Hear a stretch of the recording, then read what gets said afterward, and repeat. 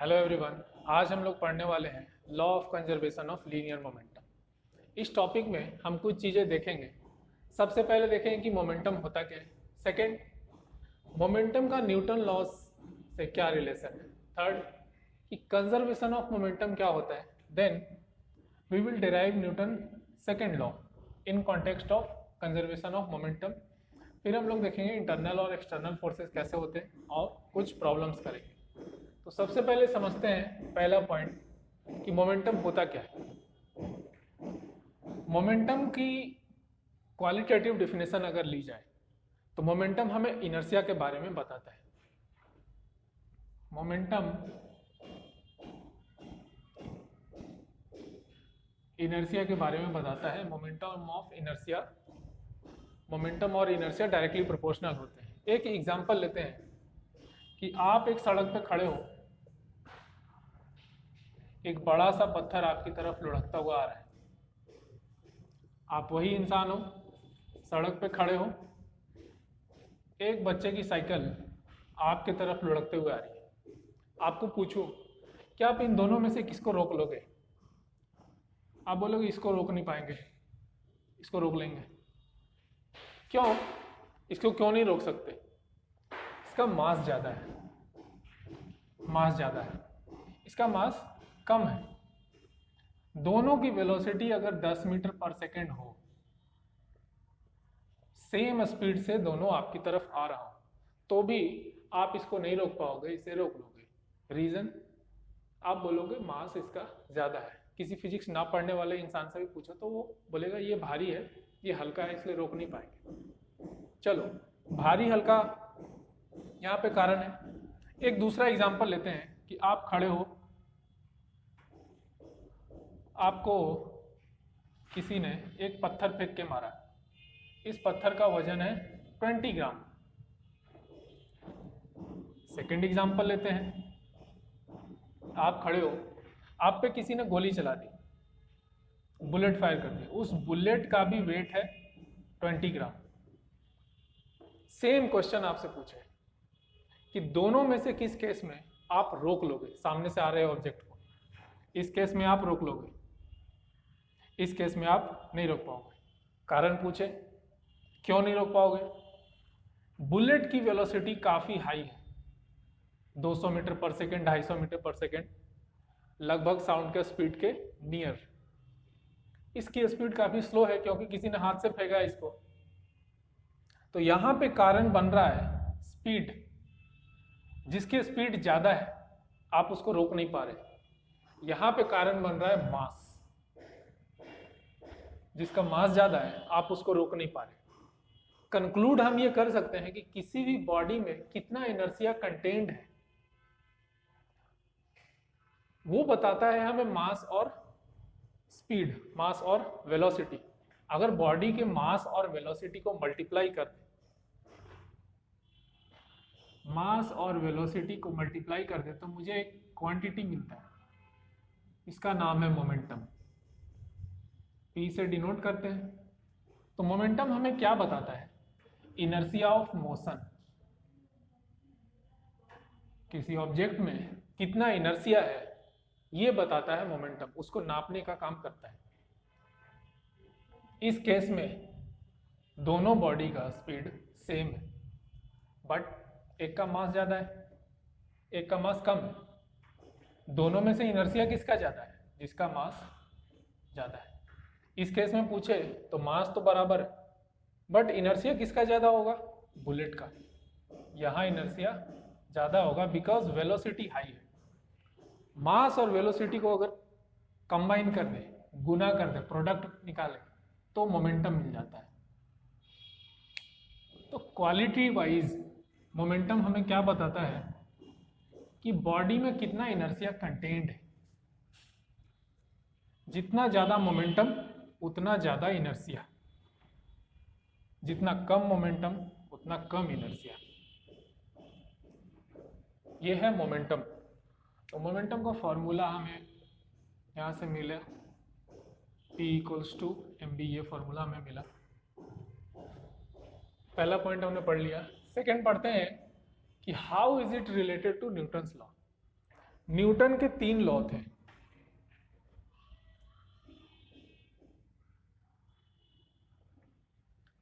First law को बोलते थे लॉ ऑफ इनर्शिया। ये क्या कहता था कि any object with mass will maintain its state of motion until and unless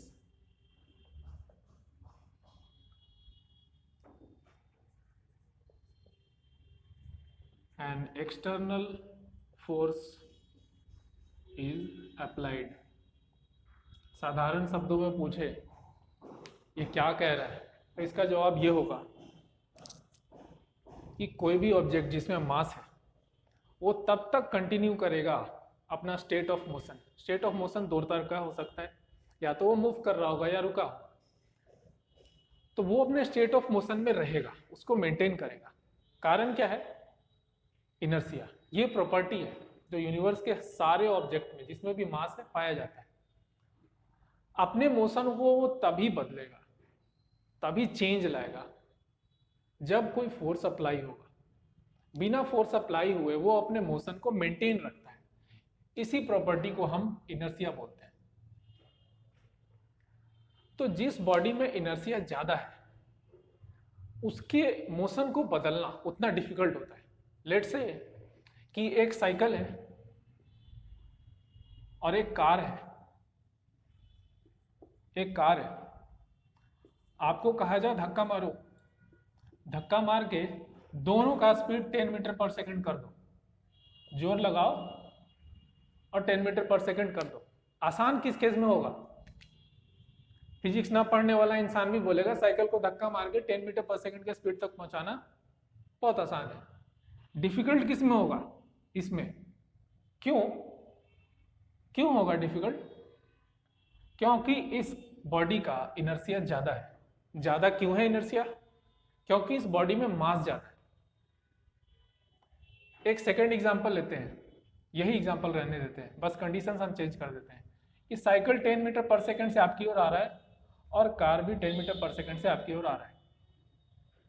आपको पूछे कि दोनों में से किसे आप फोर्स लगा के, आप इधर से फोर्स लगाओगे, दोनों में से किसे आप फोर्स लगा के रोक लोगे? साइकिल को रोक लोगे, कार को नहीं रोक पाओगे। क्यों? कार का इनर्शिया ज्यादा है, इसके मोशन को चेंज करना डिफिकल्ट है। लेट्स से कि आप 100 न्यूटन मैक्सिमम फोर्स लगा सकते हो। 100 न्यूटन अगर आप साइकिल पे लगा दो तो इसका इनर्शिया कम है, इसके मोशन को बदलने के लिए 100 न्यूटन काफी है। लेकिन यही 100 न्यूटन अगर आप कार पे लगाओ, इसका इनर्शिया ज्यादा है, ये 100 न्यूटन इसके मोशन को बदलने के लिए काफी नहीं है। इसके मोशन को चेंज करने के लिए आपको हायर फोर्स लगाना पड़ेगा, जो आप लगा नहीं सकते because human body is incapable of applying infinite amount of force. तो एक चीज तो हम कंक्लूड कर रहे हैं यहां से कि जितना ज्यादा इनर्शिया होगा बॉडी में, उसके मोशन को बदलना उतना ही डिफिकल्ट होगा। रेस्ट से मोशन में लाना आसान नहीं है अगर इनर्शिया हाई है, और अगर वो मोशन में है तो उसको रेस्ट में लाना भी आसान नहीं है। यही न्यूटन का फर्स्ट लॉ कहता है। सेकेंड लॉ क्या कहता है? सॉरी, सेकेंड लॉ क्या कहता है? सेकेंड लॉ कहता है अगर आप मोमेंटम बदल रहे हो, बॉडी का मोमेंटम में चेंज ला रहे हो, तो जिस रेट से आप चेंज ला रहे हैं मोमेंटम में, ये मोमेंटम में चेंज है, अगर मुझे मोमेंटम में चेंज का रेट निकालना है तो टाइम से हम डिवाइड कर देंगे। सेकेंड लॉ कहता है कि जिस रेट से आप मोमेंटम को बदल रहे हो वो डायरेक्टली प्रोपोर्शनल होता है या इक्वल टू होता है फोर्स के। मतलब अगर आपको मोमेंटम ज्यादा बदलना है तो ज्यादा फोर्स लगाना पड़ेगा, अगर आपको मोमेंटम कम समय में बदलना है तो भी आपको ज्यादा फोर्स लगाना पड़ेगा। यहाँ पे हम देखें तो ये डेल्टा पी क्या बताता है, मोमेंटम में कितना चेंज आया, वो ये क्वांटिटी है। डेल्टा टी क्या बताता है, ये चेंज आने में कितना टाइम लगा, 2 सेकेंड, 1 सेकेंड, 5 सेकेंड, 10 सेकेंड, कितना लगा, वो ये टाइम बताता है। तो अगर आप टाइम कम करना चाहते हो तो आपको फोर्स ज़्यादा लगाना पड़ेगा। तो फोर्स दो चीज़ों पर डिपेंड करता है, चेंज इन मोमेंटम और वो चेंज कितने टाइम में आया। इसका एक सिंपल सा एग्जांपल देते हैं। एक क्रिकेट बॉल है, एक क्रिकेट बॉल है, उसको बैट से हिट किया, बहुत कम टाइम में बहुत ज़्यादा मोमेंटम चेंज हो जाता है इसका, आता है बैट से टकराता है, बाउंड्री पार चला जाता है। इस केस में क्या होता है, फोर्स हमें बहुत ज़्यादा अप्लाई करना पड़ता है बैट से। रीज़न, हम छोटे से टाइम में ज़्यादा मोमेंटम बदलना चाहते हैं। और इसी बॉल को अगर मैं दे दूँ आपके हाथ में, तो आप उतना फोर्स नहीं लगाते जितना बैट लगाता है। आप भी हाथ से लेके बाउंड्री के बाहर फेंक सकते हो गेंद को, लेकिन आप टाइम ज़्यादा ले रहे हो। आप हाथ से लिया, फेंका, बैट ने उतना टाइम नहीं लिया। Same amount of momentum change करने के लिए बैट ने कम टाइम लिया। तो जब कम टाइम लेंगे तो फोर्स हमें ज़्यादा लगाना पड़ेगा। निचोड़ ये है बात का कि न्यूटन के सेकंड लॉ से हमें दो फॉर्मूले मिलते हैं, फोर्स के दो फॉर्मूले, delta P by delta T. इसको अगर आगे बढ़ाते हैं तो एक और मिलता है एम ए। ये है न्यूटन का सेकंड लॉ, ये है न्यूटन का फर्स्ट लॉ। थर्ड लॉ पे आते हैं। अभी पता चल जाए हमें क्यों रिवाइज करना चाहिए इसे, कैसे ये रिलेवेंट है इस टॉपिक के लिए। थर्ड लॉ ऑफ न्यूटन पे आते हैं। ये कहता है कि for every action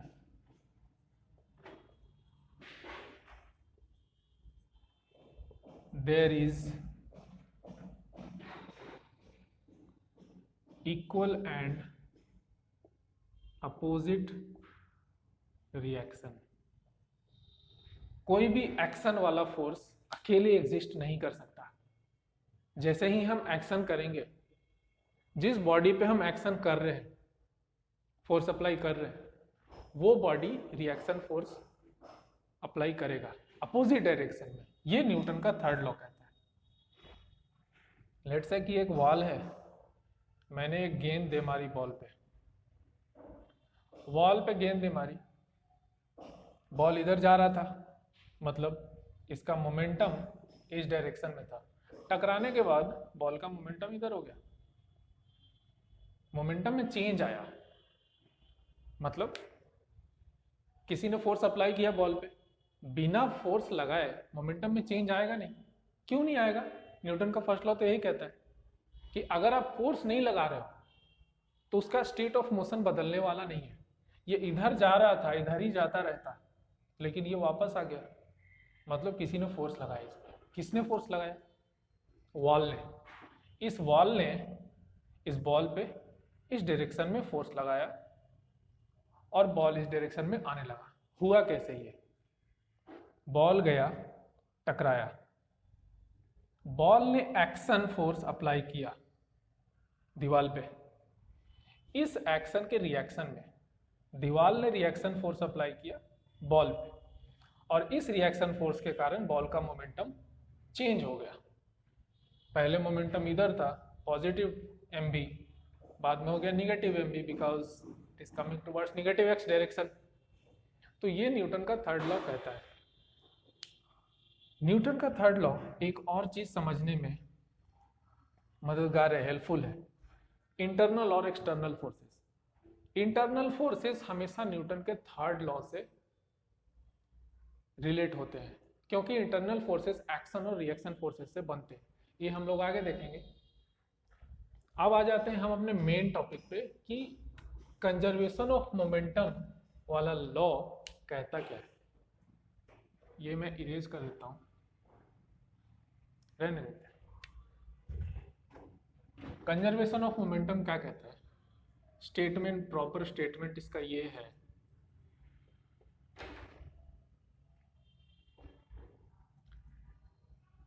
momentum of a system is conserved if net force acting on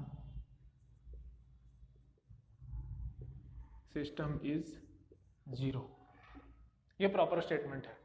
simple शब्द में अगर समझें, सिंपल भाषा में,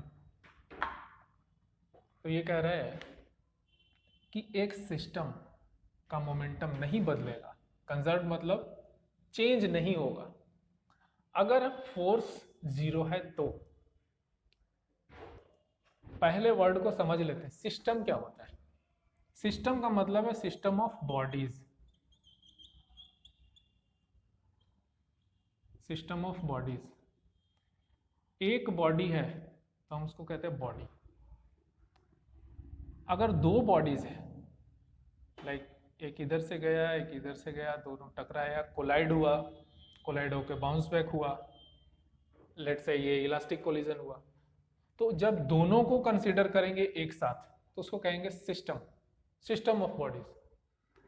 तो स्टेटमेंट ये कह रहा है कि अगर सिस्टम ऑफ बॉडीज पे कोई फोर्स नहीं लग रहा तो इनका नेट मोमेंटम, टोटल मोमेंटम, मतलब इसका भी मोमेंटम और प्लस इसका भी मोमेंटम, ये दोनों का मोमेंटम जोड़ेंगे तो हमें सिस्टम का मिलेगा। तो वो मोमेंटम नहीं चेंज होगा क्योंकि नेट फोर्स 0 है। ये कह रहा है statement.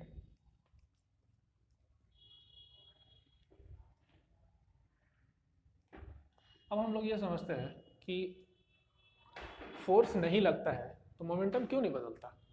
Y momentum is conserved, law of conservation of momentum based किस बात पे, क्यों नहीं चेंज होगा अगर फोर्स नहीं लग रहा तो, फोर्स 0 है तो।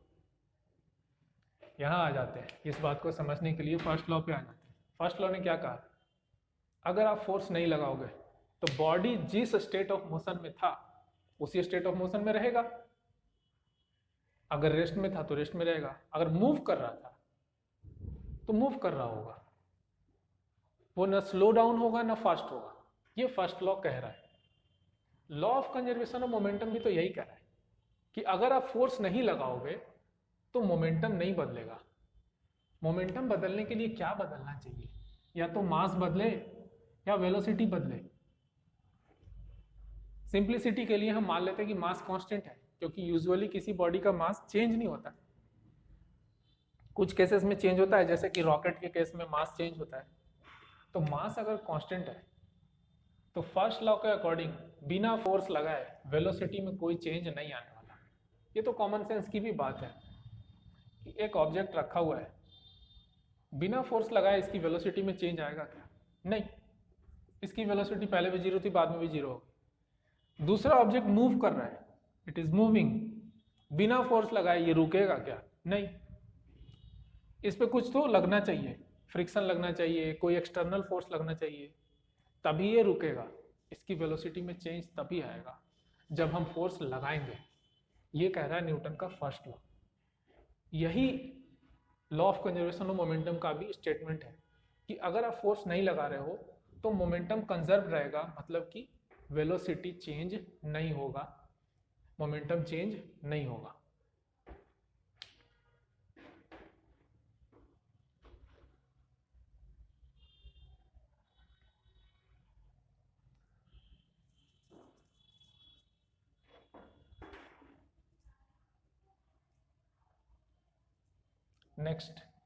नेक्स्ट पॉइंट पे आते हैं, कैसे डेराइव करेंगे law of conservation of momentum को। Law of conservation of momentum ये बोल रहा है कि अगर आपका फोर्स 0 है तो मोमेंटम भी 0 होगा। ठीक, न्यूटन के सेकेंड लॉ से हम क्या लिख सकते हैं, force equals to delta P by delta T. Condition ये है कि हम कोई फोर्स नहीं लगा रहे तो फोर्स 0 हो जाएगा, तो इसका जगह पे 0 रख देते हैं। 0 equals to delta P by delta T. क्या मिला, डेल्टा पी इक्वल्स टू 0। अगर डेल्टा टी को इधर भेजे तो डेल्टा पी को क्या लिख सकते हैं? How do we find change in momentum? Delta P equals to होता है फाइनल मोमेंटम में से इनिशियल मोमेंटम को सब्ट्रैक्ट कर देते हैं तो हमें ये मिल जाता है। तो ये लिख सकते हैं delta P equals to final minus initial equals to 0। यहां से क्या मिलेगा? P final is equals to P initial.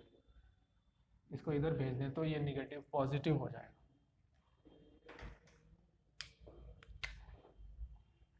ये आ गया काम का चीज। Law of conservation of linear momentum का ये फाइनल पड़ाव है कि फाइनल मोमेंटम इनिशियल मोमेंटम आपस में बराबर होता है। फाइनल मोमेंटम इनिशियल मोमेंटम समझेंगे। जैसे कि एक गन है, गन में बुलेट है, बुलेट को मैंने फायर किया, फायर होने के बाद बुलेट आगे जाता है, गन पीछे जाता है। रिकॉइलिंग ऑफ गन न्यूटन के थर्ड लॉ में पढ़ा था, सब लोगों ने पढ़ा है।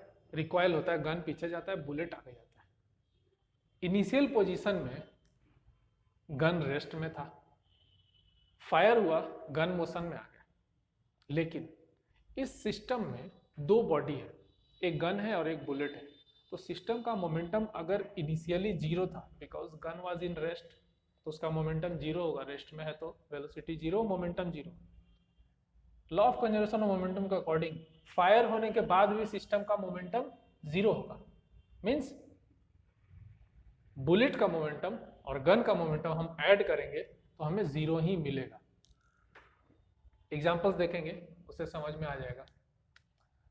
Now we come to next topic, internal and external forces.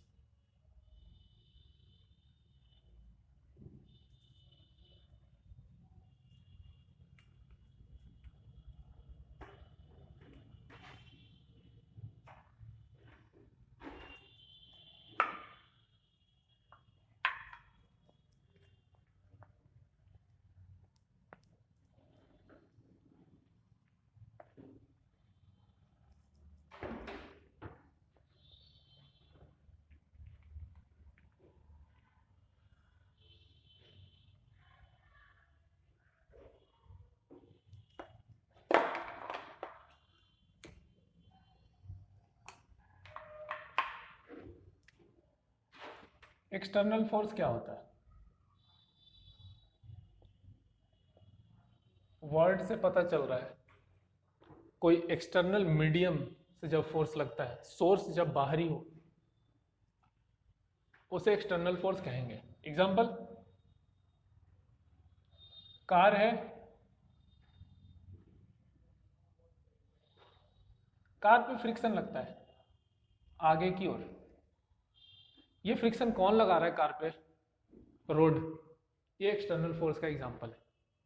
बिना इस फ्रिक्शन के कार आगे नहीं बढ़ सकता। अगर फ्रिक्शनलेस सरफेस पे आप कार ड्राइव करना चाहो, व्हील स्पिन करता रहेगा, कार मूव नहीं करेगा। रीजन बीइंग कि फ्रिक्शन आगे की ओर लगना जरूरी है, तभी कार आगे एक्सेलरेट होगा। कार जब ब्रेक लगाता है तो फ्रिक्शन बैकवर्ड लगता है, इसलिए स्लो डाउन होकर रुक जाता है। अगर फ्रिक्शनलेस सरफेस पे आप ब्रेक लगाओ तो कार स्लो डाउन नहीं होने वाला। ये एक्सटर्नल फोर्स का एग्जांपल है। और भी बहुत सारे एग्जांपल हो सकते हैं कि एक ब्लॉक रखा है, मैंने उसे पुश किया, ब्लॉक मूव करने लगा। ये एक्सटर्नल फोर्स का एग्जांपल है। ज़्यादा डिफिकल्ट नहीं है एक्सटर्नल फोर्स। कंफ्यूजिंग क्या है? Internal force. इंटरनल फोर्स समझते हैं क्या होता है? Internal forces arise from action and reaction forces। Newton के थर्ड लॉ से हम लोग ये समझेंगे। न्यूटन के थर्ड लॉ ने क्या कहा कि अगर हम एक्शन फोर्स अप्लाई करते हैं तो उसके बदले में हमें एक रिएक्शन फोर्स मिलेगा ही। जब भी एक्शन और रिएक्शन फोर्स कपल्ड होता है, एक साथ होता है, तो उसे इंटरनल फोर्स कहेंगे। जैसे कि एक एग्जांपल है, एक बॉम्ब है, ब्लास्ट कर गया, 2 टुकड़े में टूट गया। बॉम्ब पे किसी ने फोर्स लगाया, इसको किसी ने तोड़ा नहीं, बॉम्ब इंटरनल फोर्स के कारण ब्लास्ट हुआ। यहाँ पे कोई केमिकल रिएक्शन हुआ, इसके बारूद में आग लगी और ये फट गया। अब फटने के कारण 2 टुकड़े में ये टूट गया है, एक टुकड़ा इधर जाता है, एक टुकड़ा इधर जाता है। इन दोनों टुकड़ों को किसने एक्सेलरेट किया, किसने फोर्स लगाया इन दोनों टुकड़ों पे? इसका जवाब ये होगा, इन दोनों टुकड़ों ने एक दूसरे पे फोर्स लगाया। इस टुकड़े ने इसे पुश किया, इस टुकड़े ने इसे पुश किया। एक्शन फोर्स के बदले में रिएक्शन फोर्स मिला। ये एग्जांपल है इंटरनल फोर्स। एक दूसरा एग्जांपल लेते हैं, गन। लेट्स से ये गन है, ये एक गन है, गन में बुलेट है। बुलेट फायर होता है, कोई एक्सटर्नल फोर्स के कारण फायर नहीं होता, वो इंटरनल फोर्स है। गन पाउडर में आग लगती है, ये ब्लास्ट होता है और ये गन पाउडर का गैस बुलेट को आगे पुश करता है और ये बाहर निकल जाता है bullet. It is an example of internal force. Internal force का एक प्रॉपर्टी है, सम ऑफ इंटरनल फोर्सेस इज 0। ये समझ लेते हैं कैसे 0 होता है। यही एग्जांपल लेते हैं, गन का एग्जांपल लेते हैं, इसी से समझते हैं।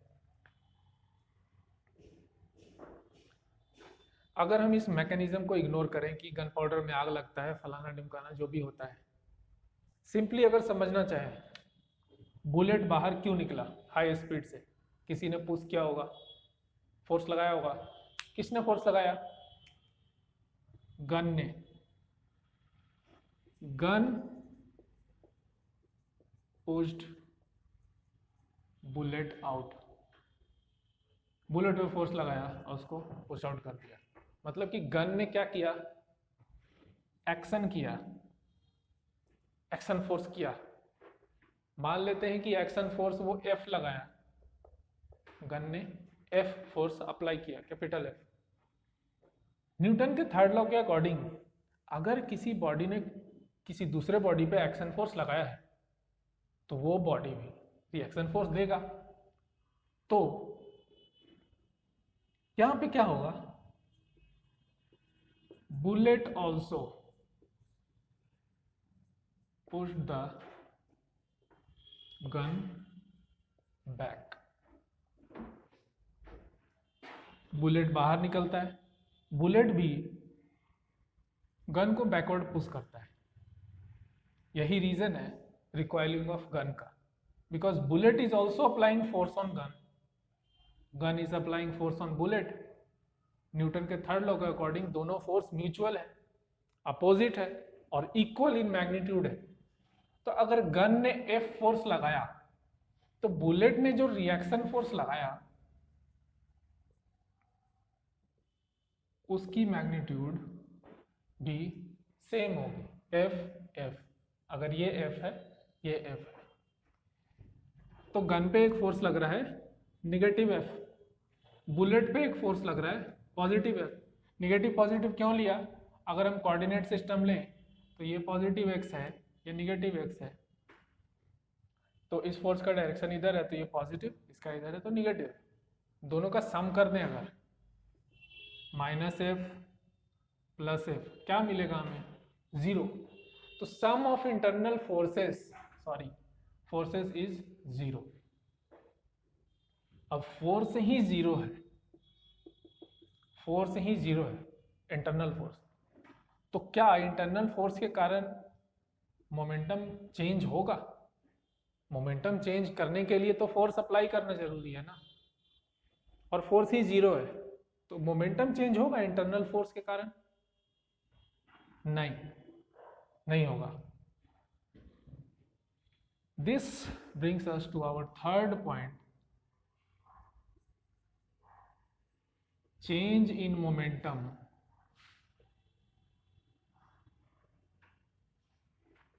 due to internal forces is zero. ये सबसे इंपॉर्टेंट पॉइंट है, मोस्ट इंपॉर्टेंट पॉइंट है। Change in momentum due to internal forces is zero. Why this change is zero? Why this change is zero? Because sum of internal forces are zero. Force ही नहीं है, net कोई force ही नहीं है, तो momentum change कैसे होगा? अब हम यहाँ तक पहुँच चुके हैं, इंटरनल और external forces. Now we are going to do some problems. मैं इसे इरेज कर देता हूँ।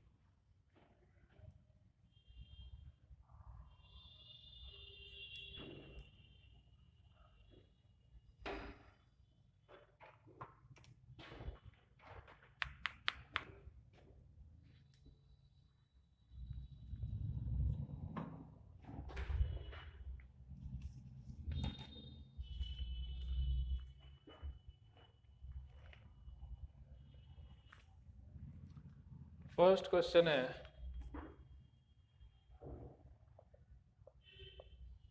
a bullet of mass small m is fired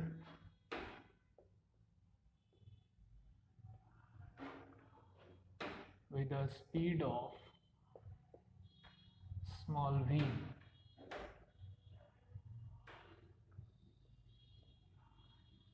from a gun of mass capital M.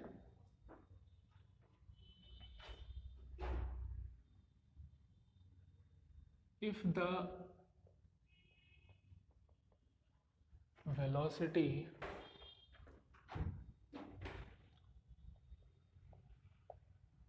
of bullet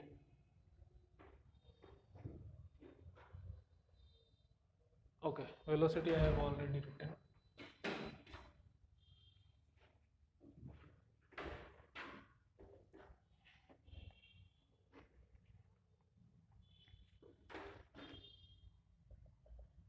Find the velocity of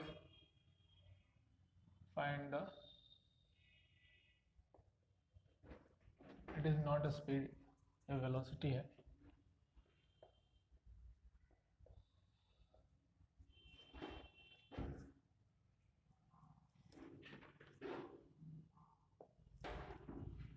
gun.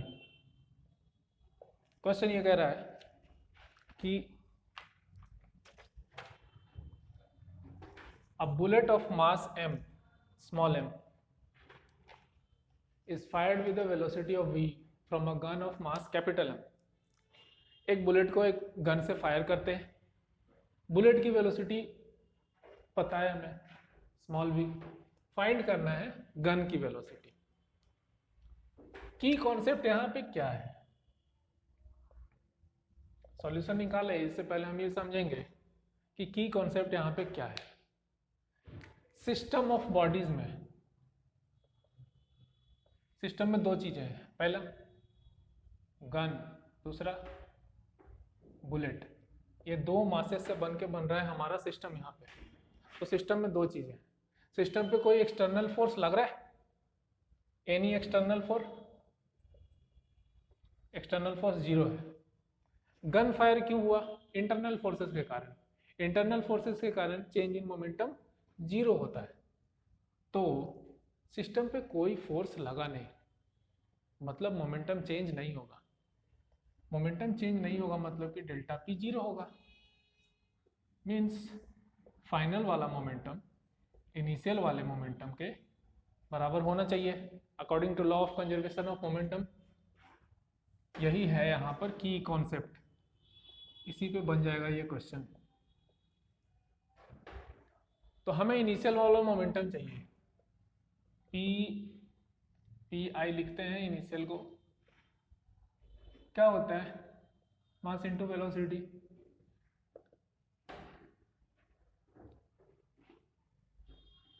पहले मास कितना था, gun का mass plus bullet का मास। बुलेट गन में था ना, तो उसका मास भी कंसीडर करेंगे, लोडेड था वो।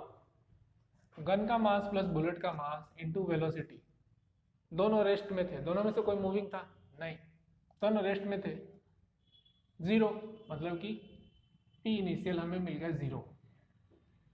पी फाइनल निकालना चाहें हम तो क्या करना पड़ेगा, गन का मोमेंटम और बुलेट का मोमेंटम दोनों को ऐड करना पड़ेगा। Let's find momentum of gun, how much is it, mass of gun m, velocity let's say vg लिखते हैं, नहीं मालूम, यही तो निकालना है। ये मोमेंटम ऑफ गन है after fire. Momentum of bullet कितना है फायर होने के बाद, mass small m, velocity small v दिया हुआ है, मतलब कि स्मॉल m स्मॉल v, दोनों को ऐड कर देंगे तो हमें मिल जाएगा p फाइनल। तो how much is p final, m bg plus small m v, and according to law of conservation of linear momentum final momentum initial momentum के बराबर होगा। How much is initial momentum, zero, मतलब कि final momentum भी zero होना चाहिए। तो equate कर देते हैं इसको जीरो से, M V G plus small M V is equal to zero. हमें चाहिए ये, तो इसको इधर रख के बाकी को सब उधर भेज दो, तो मुझे मिलेगा negative M B by capital M. ये है गन की वेलोसिटी। एक चीज नोट करने वाली बात है, नेगेटिव साइन। नेगेटिव साइन क्या बता रहा है, नेगेटिव साइन ये बता रहा है कि indicates that velocities are mutually opposite. मतलब बुलेट की वेलोसिटी इधर है, ये पॉजिटिव एक्स डायरेक्शन है तो हम इस वेलोसिटी को पॉजिटिव लेंगे। गन की वेलोसिटी बैकवर्ड है, ये निगेटिव एक्स डायरेक्शन है तो हम इसे निगेटिव लेंगे।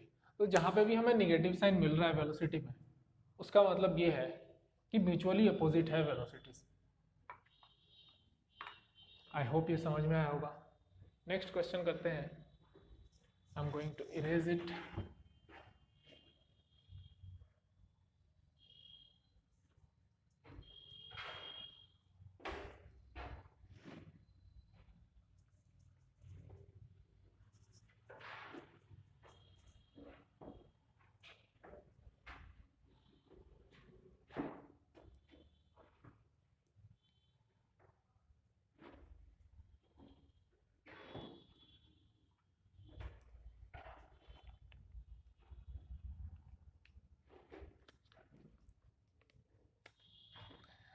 Next question. A bomb of mass 60 kg explodes into two fragments.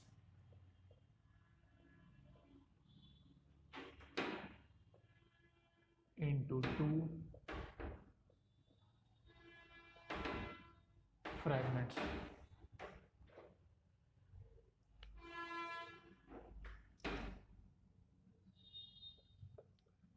One fragment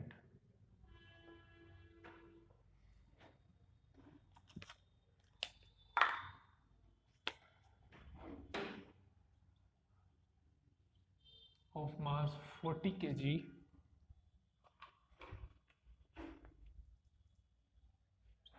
has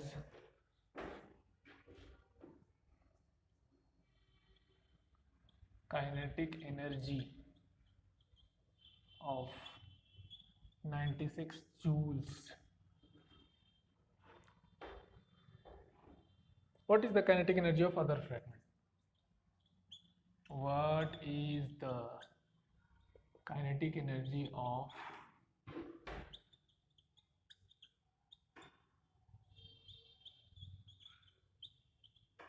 other fragment? Super simple question है, थोड़ा विजुअलाइज कर लेते हैं। एक बॉम्ब है,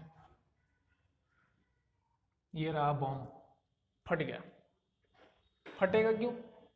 इंटरनल फोर्सेस के कारण, कोई एक्सटर्नल फोर्स अप्लाई नहीं हो रहा बॉम्ब पे, ये फट गया। फट के इसके दो टुकड़े हुए, एक टुकड़ा 40 kg का है, दूसरा टुकड़ा थोड़ा छोटा है। तो ये 40 kg का टुकड़ा है, टोटल ये 60 का था, तो ये भी 20 का होगा। ये टुकड़ा 40 का है तो ये 20 का होगा। इस टुकड़े की काइनेटिक एनर्जी हमें पता है। लेट से इसकी काइनेटिक एनर्जी को बोलते हैं Ke1। कितनी है इसकी काइनेटिक एनर्जी? 96 जूल। इसकी काइनेटिक एनर्जी Ke2 हम कह लेते हैं। इसको फाइंड आउट करना है, यही क्वेश्चन है। फटने के बाद क्या होगा? ये टुकड़ा इधर जा रहा होगा तो ये वाला इधर जा रहा होगा, दोनों सेम डायरेक्शन में नहीं जाएंगे due to mutually opposite forces. तो Ke2 हमें चाहिए, ठीक। Kinetic energy is equals to half into mass velocity का स्क्वायर। मास मालूम है? यस, मास मालूम है। हाफ इंटू 20 इंटू लेट से इसकी वेलोसिटी को कह लेते हैं v2 का स्क्वायर, v2 का स्क्वायर, तो 10 v2 का स्क्वायर। ये है काइनेटिक एनर्जी सेकंड वाले की। बट यहाँ पे एक अननोन है v2, हमें v2 चाहिए। v2 मिल जाए तो काइनेटिक एनर्जी मिल जाए। कैसे निकालेंगे v2? की कॉन्सेप्ट यहाँ पे क्या है? की कॉन्सेप्ट ये है कि no external force acts on system. इस सिस्टम पे कोई एक्सटर्नल फोर्स एक्ट नहीं कर रहा, so change in momentum will be 0। मतलब P initial is equals to P final. पहले वाला मोमेंटम इज इक्वल्स टू बाद वाला मोमेंटम, दोनों बराबर हो जाएगा according to law of conservation of linear momentum, because system पे कोई एक्सटर्नल फोर्स एक्ट नहीं कर रहा है। ये एक्सप्लोजन इंटरनल फोर्सेस के कारण हुआ है, और इंटरनल फोर्सेस के कारण मोमेंटम में चेंज 0 आता है। तो हम देखते हैं P इनिशियल, पता है क्या हमें? P इनिशियल निकालने के लिए मास इनटू वेलोसिटी करना पड़ेगा। How much is the mass of bomb? 60 kg। Velocity पहले रेस्ट में था तो 0, मतलब कि P initial 0। If we have to P final, तो P फाइनल के लिए पहले फ्रैगमेंट का इसका मोमेंटम हम P1 कह लेते हैं, इसके मोमेंटम को P2 कह लेते हैं। तो दोनों फ्रैगमेंट्स के मोमेंटम्स को ऐड करेंगे, सम अप करेंगे, तब मुझे फाइनल मोमेंटम मिलेगा। तो P1 प्लस P2। P1 निकालते हैं, कितना है P1? मास ऑफ 1, पहले वाला का मास है 40, इसकी वेलोसिटी कितनी है? ओके, इसकी वेलोसिटी नहीं मालूम तो V1 कह लेते हैं, प्लस दूसरे वाले का मास 20, इसकी वेलोसिटी तो फाइंड आउट करनी है। हमें V1 मिल सकता है किसी तरह, फाइंड करते हैं। काइनेटिक एनर्जी पहले वाले का पता है 96 जूल, और काइनेटिक एनर्जी का फॉर्मूला होता है हाफ mv²। तो v यहाँ पे V1 है, पहले वाले का वेलोसिटी, इक्वल्स टू 96। इक्वेट करें तो हमें मिलता है V1 equals to 96 into 2 divided by m। पहले वाले की मास, पहले वाले का मास कितना है 40 कर दें, ये 20 हो गया, ये 2 से काटो 10 बार में 2, 4.8 मिल रहा है। v1 का स्क्वायर इक्वल टू 4.8, मतलब कि v1 equal to under root 4.8, और अंडर रूट 4.8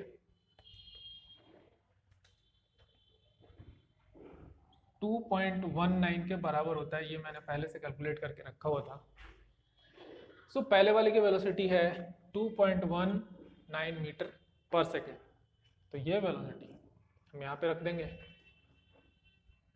तो P final equals to 40 into 2.19 plus 20 into 20v2, क्या मिलेगा हमें? 40 into 2.19 36,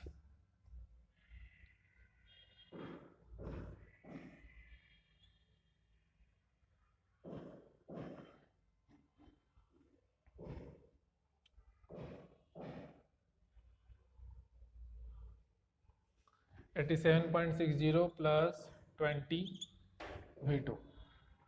according to law of conservation of momentum, P initial is equals to P final होगा। तो P final हमें इतना मिला, P इनिशियल इतना मिला 0, तो ये और ये बराबर होगा आपस में, तो कर देते हैं बराबर। 87.60 plus 20v2 is equals to 0। v2 मिल जाएगा अब हमें, v2 इक्वल्स टू माइनस 87.60, इसको इधर लाएंगे माइनस हो जाएगा, डिवाइडेड बाई 20, 100, ओके, ये 10,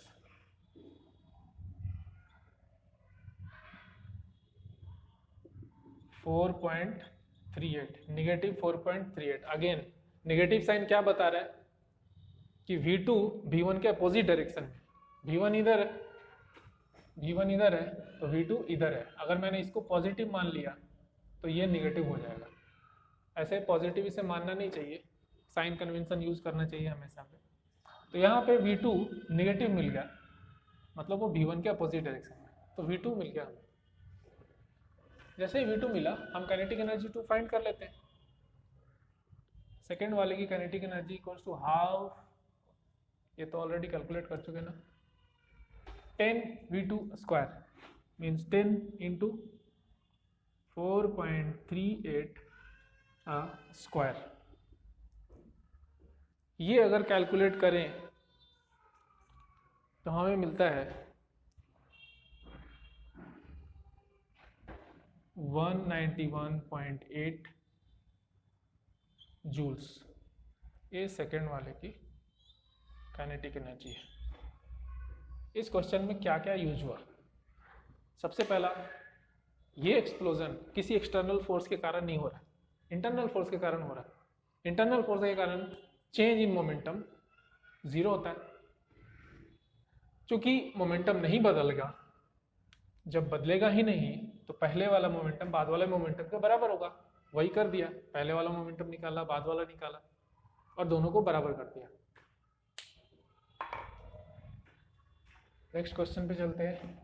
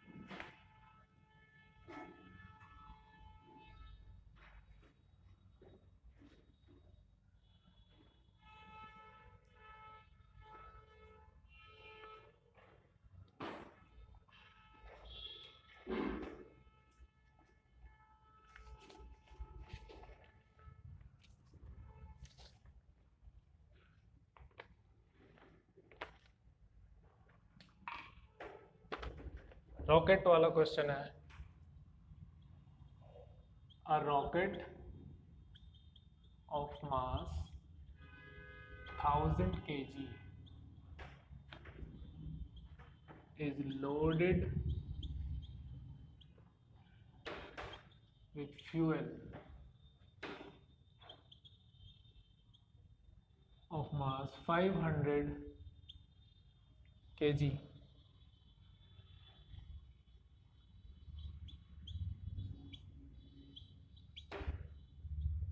रॉकेट इंजन इजेक्ट्स मतलब कि बाहर फेंकता है, इजेक्ट्स 0.2 kg फ्यूल पर सेकेंड। एक सेकेंड में 0.2 kg फ्यूल बाहर फेंक दे रहा है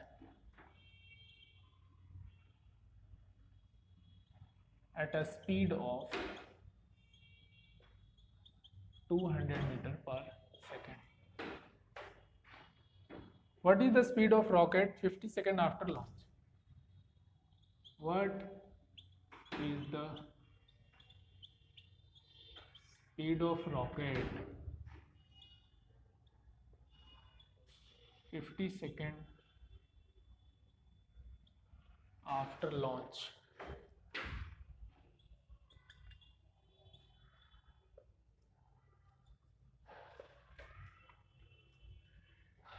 क्वेश्चन समझ लेते हैं।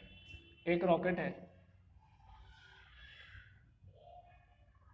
ये रॉकेट का इंजन है। रॉकेट का वेट है 1000 kg। इसमें फ्यूल डाला गया,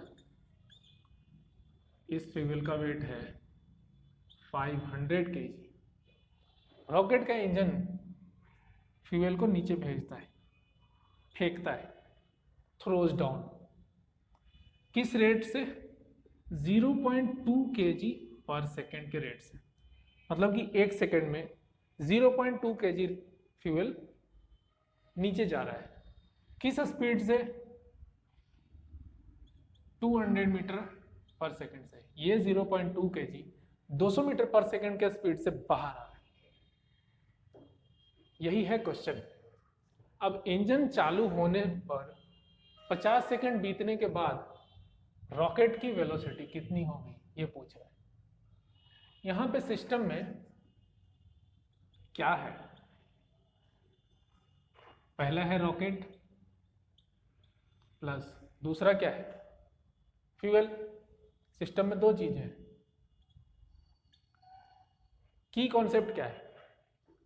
क्या इस पे कोई एक्सटर्नल फोर्स लग रहा है? सिस्टम पे एक्सटर्नल फोर्स है ना? नहीं है। इस सिस्टम पे कोई एक्सटर्नल फोर्स नहीं लग रहा है। इंटरनल फोर्स के कारण ये रॉकेट ऊपर जा रहा है। इंटरनल फोर्स क्या है? इंजन का फोर्स। इंजन फ्यूल को नीचे फेंक रहा है और law of conservation of momentum के कारण ये ऊपर जा रहा है। न्यूटन का थर्ड लॉ भी यहाँ पे सोच सकते हैं कि रॉकेट ने फोर्स लगाया फ्यूल पे और उसको डाउनवर्ड थ्रो किया, तो फ्यूल ने भी फोर्स लगाया रॉकेट पे, उसको अपवर्ड पुश कर दिया। ऐसे ही रॉकेट काम करता है। सिस्टम पे कोई एक्सटर्नल फोर्स नहीं लग रहा है, मतलब momentum will not change. That means delta P is equals to 0. That means initial momentum is equals to final momentum. So अब क्या करना है हमें? इनिशियल मोमेंटम फाइंड करना है। इनिशियल मोमेंटम 0 होगा। क्यों? रॉकेट रुका हुआ था, रॉकेट और फ्यूल दोनों का वेलोसिटी 0, तो initial momentum will be 0। Now comes final momentum. How do we find final momentum? Final momentum find करने के लिए हमें रॉकेट का मोमेंटम चाहिए और फ्यूल का मोमेंटम चाहिए। दोनों का ऐड करेंगे, बिकॉज बोथ आर मूविंग। दोनों का ऐड करेंगे तो हमें सिस्टम का फाइनल मोमेंटम मिलेगा। लेट्स से कि वेलोसिटी ऑफ रॉकेट को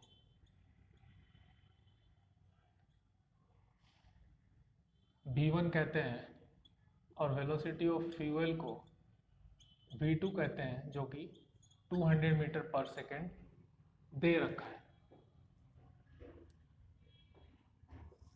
रॉकेट का मास कितना है? रॉकेट का मास है 1000 kg। ठीक, ये पी फाइनल हम कब निकाल रहे हैं? After 50 seconds. रॉकेट का मास है 1000 kg, बट सिर्फ 1000 kg नहीं होगा, रॉकेट के साथ कुछ फ्यूल भी तो होगा। 500 kg फ्यूल लोडेड है उस पर यहाँ, तो टोटल मास रॉकेट का 1000 प्लस 500 1500 है। तो 50 सेकेंड बाद कुछ फ्यूल जल चुका होगा, वो मास हम सब्ट्रैक्ट करेंगे। तो पहले हम ये जान लेते हैं कि 50 सेकेंड में कितना fuel, mass of fuel ejected in 50 second. 50 second में कितना फ्यूल इजेक्ट हुआ, ये जानने के लिए हम क्या करेंगे, जिस रेट से इजेक्ट हो रहा है उस रेट को टाइम से गुना कर देंगे। रेट क्या है? 0.2 kg एक सेकेंड में, और टाइम कितनी देर तक? 50 सेकेंड। सेकेंड से सेकेंड कैंसिल हो गया, 0.2 का डेसिमल ब्रेक करो, 5 दूना 10, मतलब 50 सेकेंड में 10 kg फ्यूल बाहर निकल गया। ठीक है, तो बचा कितना? रिमेनिंग फ्यूल 500 था टोटल, 10 kg निकल गया, तो 490 kg, इतना kg फ्यूल बचा हुआ है रॉकेट में 50 सेकेंड के बाद। तो 1000 kg रॉकेट का मास प्लस उस समय फ्यूल का मास कितना है? 490 kg। तो ये रॉकेट का टोटल मास है, इनटू रॉकेट का वेलोसिटी v2 मान लेते हैं, plus momentum of fuel, mass of fuel कितना है? 10 kg। किस वेलोसिटी से बाहर निकला फ्यूल? 200 मीटर पर सेकेंड। तो ये मास इंटू वेलोसिटी, ये इसका मोमेंटम हो गया। तो we have P final equals to 1490 v2 plus 2000 kg metre पर second. According to law of conservation of linear momentum, P initial equals to P final, so P final is equals to 0 कर देते हैं, because P initial 0 है, इतना equals to 0 कर देते हैं। v2 के अलावा सभी को उधर भेज दो, तो minus 2000 divided by 1490। Again v2 negative में आया, मतलब ये v1 के अपोजिट डायरेक्शन में। ओह सॉरी, रॉकेट की वेलोसिटी v1 है ना, v1 अज्यूम किया था यहाँ पे, v2 तो इसका है, तो v1 हमें निगेटिव आ रहा है, मतलब ये v2 के अपोजिट डायरेक्शन में, ये v2 है। अगर इसको पॉजिटिव माना तो इस डायरेक्शन को निगेटिव, ये म्यूचुअली अपोजिट है। तो ये है रॉकेट की वेलोसिटी, इसको कैलकुलेट कर लेंगे, 200 बाई 149 जो भी आएगा, ये है रॉकेट की वेलोसिटी आफ्टर 50 सेकेंड। एक और क्वेश्चन करते हैं, फिर टॉपिक को रैप अप करेंगे।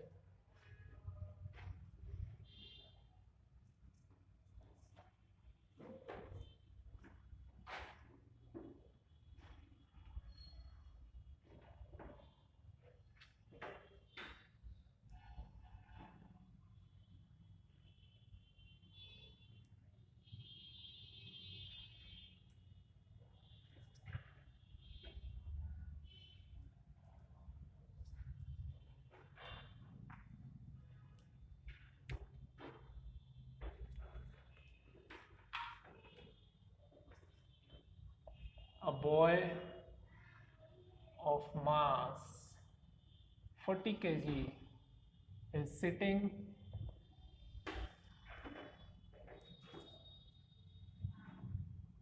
on an icy surface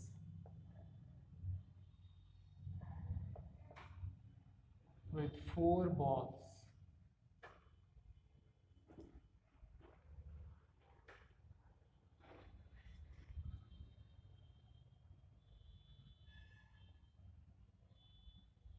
of masses 200 gram each.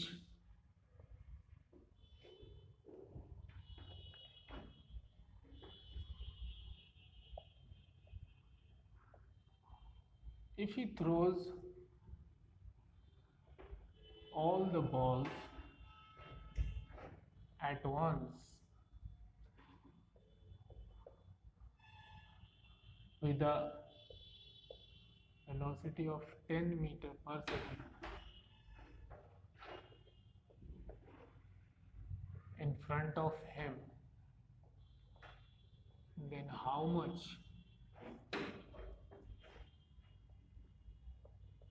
is the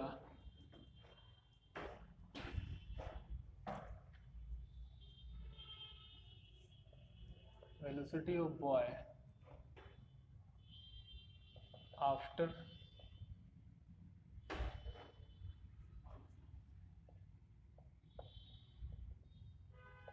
throwing the balls?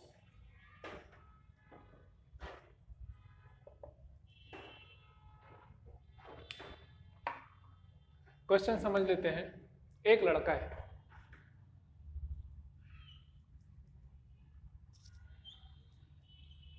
बैठा है, ये आइस है, बर्फ, मतलब फ्रिक्शनलेस सरफेस। इसके पास 4 बॉल्स है 200 ग्राम ईच के, मतलब कि 4 का मास कितना हुआ 800 ग्राम। 800 ग्राम के मास के साथ बैठा हुआ। हम चारों को एक बॉल मान लेते हैं, 800 ग्राम का एक बॉल मान लेते हैं। ये 800 ग्राम का एक बॉल है। इसको इसने थ्रो किया अपने आगे, in front of him, with a velocity how much 10 meter पर सेकेंड। 10 मीटर पर सेकेंड की वेलोसिटी से ऐसे बैठा था, फेंक दिया। फेंकने के बाद बॉय की वेलोसिटी कितनी होगी? बिकॉज जब ये फेंकेगा, फेंकने के लिए फोर्स लगाएगा, एक्शन फोर्स, बॉल इस पे लगाएगा रिएक्शन फोर्स बैकवर्ड, तो ये लड़का बर्फ पे पीछे की ओर फिसलेगा, ये लड़का बर्फ पे पीछे की ओर फिसलेगा। तो किस वेलोसिटी से फिसलेगा, यही क्वेश्चन पूछ रहा है। तो की कॉन्सेप्ट क्या है यहां पे? की कॉन्सेप्ट क्या है यहां पे? क्या लड़के पे कोई एक्सटर्नल फोर्स लगा? नहीं। इस सिस्टम में 2 बॉडीज है, इस सिस्टम पे कोई एक्सटर्नल फोर्स नहीं लग रहा है। सिस्टम में क्या क्या है? एक है बॉय लड़का और दूसरा है बॉल्स। इस सिस्टम पे कोई एक्सटर्नल फोर्स नहीं लग रहा, मतलब external force is equals to 0। Hence change in momentum 0। System का मोमेंटम चेंज नहीं होगा, मतलब जो पहले मोमेंटम था वही मोमेंटम बाद में होगा। Law of conservation of momentum apply होगा। इस सिस्टम में जो भी मूवमेंट हो रहा है, बॉल आगे जा रहा है, लड़का पीछे जा रहा है, वो इंटरनल फोर्सेस के कारण हो रहा है, और इंटरनल फोर्सेस के कारण चेंज इन मोमेंटम होता है 0। एक्सटर्नल फोर्स नहीं लग रहा, तो कोई फोर्स ही नहीं लग रहा एक्सटर्नल, तो पहले वाला मोमेंटम बाद वाला मोमेंटम के बराबर होगा। पहले वाला मोमेंटम कितना है? 0, क्योंकि boy is sitting in rest. Final momentum कितना होगा? फाइनल मोमेंटम निकालने के लिए लड़के का मोमेंटम प्लस बॉल का मोमेंटम, दोनों को ऐड करेंगे तो लड़के का मोमेंटम निकालते हैं। लड़का किधर जा रहा है? इधर, पीछे की ओर। लड़के का मास कितना है? 40। पीछे की ओर जा रहा है तो पहली बार हम साइन कन्वेंशन यूज करते हैं, उसकी वेलोसिटी को हम लेंगे नेगेटिव v, बिकॉज ये नेगेटिव x डायरेक्शन है, ये पॉजिटिव x डायरेक्शन है, negative v। Momentum of balls कितना होगा, बॉल्स का वेट कितना है, मास कितना है 800 ग्राम, केजी में कन्वर्ट करेंगे तो वो हो जाएगा 0.8 kg, 0.8 kg। कितने वेलोसिटी से फेंका उसको, 10 मीटर पर सेकंड से, तो ये हो जाएगा 8 kg मीटर पर सेकंड। ये बॉल का मोमेंटम है। दोनों के मोमेंटम को ऐड कर देते हैं तो हमें फाइनल मोमेंटम मिल जाएगा, P final is equals to -40v plus 8, final momentum is equals to initial one which is 0, so P final is equals to 0। क्या मिलेगा हमें, v इक्वल्स टू -8 बाई -40, 4 से काटें 10, 0.2 मीटर पर सेकेंड। v यहाँ पे पॉजिटिव आया, यहाँ पे v इधर जा रहा है 0.2 मीटर पर सेकेंड। ये लड़के की वेलोसिटी है after he has thrown the ball. I hope ये टॉपिक आपको समझ में आया होगा। Thank you very much.